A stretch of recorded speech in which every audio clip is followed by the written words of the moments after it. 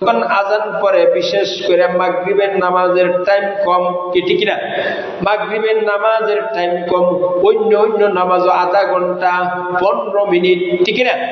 আর যখন মাগরিবের নামাজের টাইম কম, আজান শুনতেছে, আজান শেষ হোক, ও বাবা আজান শুনতেছে, আজান শেষ হোক, তুমি যদি এই কথা বলো, তুমি কি ঘর থেকে বাইর হইতে পারবা কিনা সেই গ্যারেন্টি আছে কিনা? কথা বলেন, ঠিক না?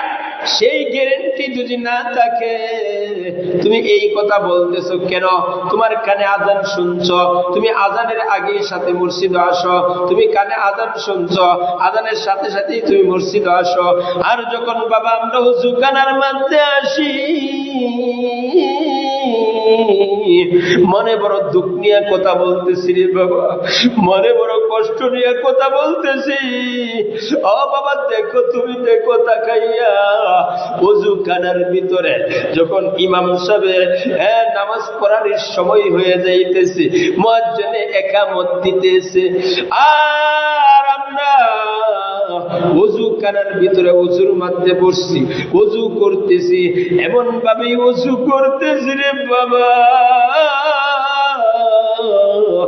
এই ওযু তাড়াতাড়ি বলতেছি কি, হ্যাঁ জামাত তো শুরু হয়ে গিয়েছে, এক রাকাত চলে যাবে, হ্যাঁ আমি যদি তাড়াতাড়ি নামাজটা ওযু করে যাই, আমার রাকাত ছুটতো না, আমি তাড়াতাড়ি ওযু করি। ও বাবা তুমি যে ওযু করতেছো, তোমার ওযুর ফরজ কোনা সাইডটা, ওযুর ফরজ সাইডটা কি তুমি আদায় করছো কিনা? ওযু কি তুমি সঠিকভাবে করছো কিনা?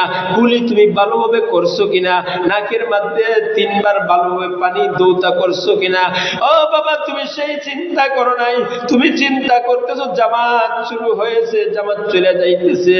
ও পৃথিবীর মানুষ, জামাত শুরু হয়েছে, হইতে থাকুক, আমি ভালোভাবে ওযু করে, আমি সুন্দর মতন ওযু করার পরে মসজিদে আইসা জামাত শরীক হইব। আর তুমি যে ওযু করো, সেই ওযু যদি তাড়াতাড়ি করো, ভালোভাবে